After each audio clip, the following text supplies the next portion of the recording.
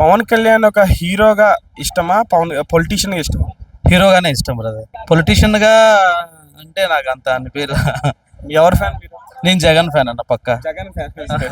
Jagan fan అన్నప్పుడే తెలుసు. అంటే హీరో అంటే పవన్ కళ్యాణ్, పొలిటీషియన్ అంటే జగనే. నేను అది అంతే పక్క. ఎందుకంటే ఇప్పుడు జగన్ చేసిన పవన్ కళ్యాణ్ హీరోగా పవన్ కళ్యాణ్ ఫ్యాన్, పొలిటీషియన్ గా జగన్ ఫ్యాన్. పవన్ కళ్యాణ్ మంచి చేసే విషయంలో సూపర్.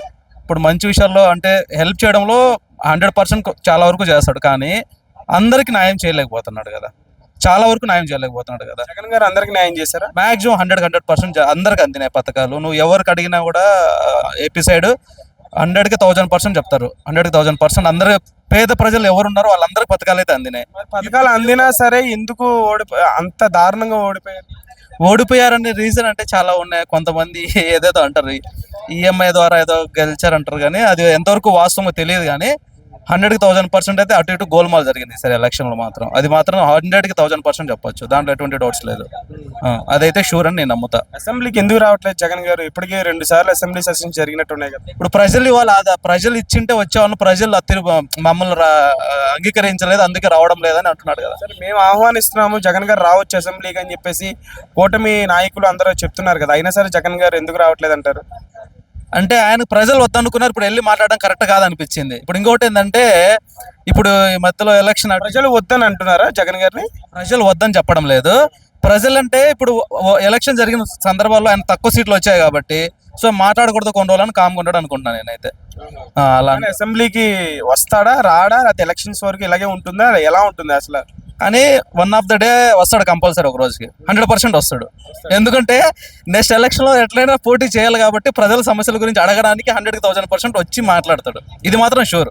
పవన్ కళ్యాణ్ ఫేస్ చేసే దమ్ము ఉంటుందా జగన్ గారికి అసెంబ్లీకి వస్తే? 100కి 1000% ఉంటుంది అన్న. ఎందుకంటే ఇప్పుడు పవన్ గారికి బ్యాక్ ఎవరంటే మోదీ గారు ఉన్నారు. మెయిన్ మోదీ ఉన్నాడు కాబట్టి ఆయన సైలెంట్ ఉన్నాడు. సో మోదీ అనే లేకపోతే ఆంధ్రప్రదేశ్ అసెంబ్లీలో మోడీ గారు ఎందుకు ఉంటారన్న?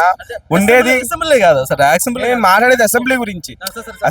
అసెంబ్లీకి జగన్ గారు వస్తే పవన్ కళ్యాణ్ గారిని చాలా మాట్లాడినారు ఎలక్షన్స్ కి ముందు క్యాంపెయిన్ లో, ఇలా కార్లు మార్చినట్టు పిల్లలు మారుస్తారని. ఇన్ని మాట్లాడిన తర్వాత రేపన్నాడు అసెంబ్లీకి వస్తే face to face Pawan Kalyan గారిని ఎదుర్కొనే అంత ధైర్యం ఉంటుందంటారా జగన్ గారికి?